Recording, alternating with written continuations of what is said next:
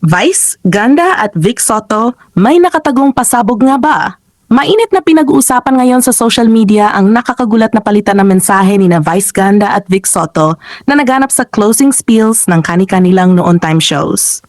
Isang simpleng shoutout lang sana, pero nauwi ito sa matinding espekulasyon na maaring may mas malaking dahilan sa likod ng kanilang mga sinabi. Sa pagtatapos ng It's Showtime, sandaling huminto si Vice Ganda bago magpaalam upang personal na batiin ang kanyang idolo. Hi, Bossing Vic. Hi, Bossing. I love you. Ang masayang mensahe ng unkabogable star na agad namang ikinatuwa ng kanyang mga kapwa-host at ng mga manonood.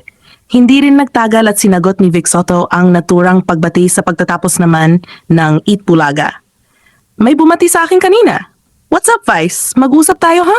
Ani Bossing. Dinagdagan pa niya ito ng pabirong Mwamwat Chup Chup na lalong nagpasabog sa social media at nagbigay ng panibagong dahilan para kiligin at ma-excite ang kanilang mga tagahanga.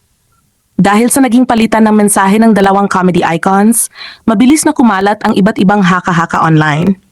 Marami ang naniniwalang hindi ito basta simpleng biruan lamang, kundi posibleng teaser na para sa isang malaking proyekto na matagal nang hinihintay ng publiko. Lalo pang uminit ang usapan matapos muling mabuhay ang balitang may isang online post na kalaunan ay binura na nagsasabing magsasama umano sina Vice Ganda at Vic Soto sa isang pelikula para sa Metro Manila Film Festival o MMFF 2026.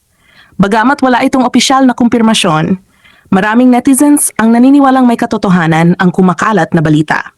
Mas lalo pang nadagdagan ng intriga dahil nauna nang ibinahagi ni Vice Ganda sa isang panayam na ilang beses na silang nagkaroon ng meetings at brainstorming para sa isang malaking collaboration. Ayon sa kanya, isa itong pasabog na proyekto, ngunit hindi pa niya ibinunyag kung sino ang kanyang makakasama.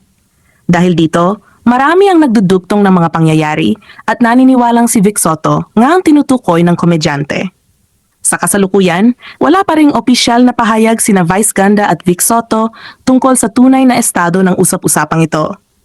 Gayunpaman, kapwa na nilang ipinahayag noon na bukas sila sa posibilidad na makatrabaho ang isa't isa, kaya lalo lamang tumitindi ang excitement ng kanilang mga tagahanga.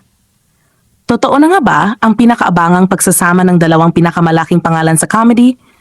O isa pa lamang itong matinding teaser bago ang isang napakalaking anunsyo? Abangan ang mga susunod na updates dahil tiyak na maraming magugulat kapag tuluyan ng nabunyag ang katotohanan.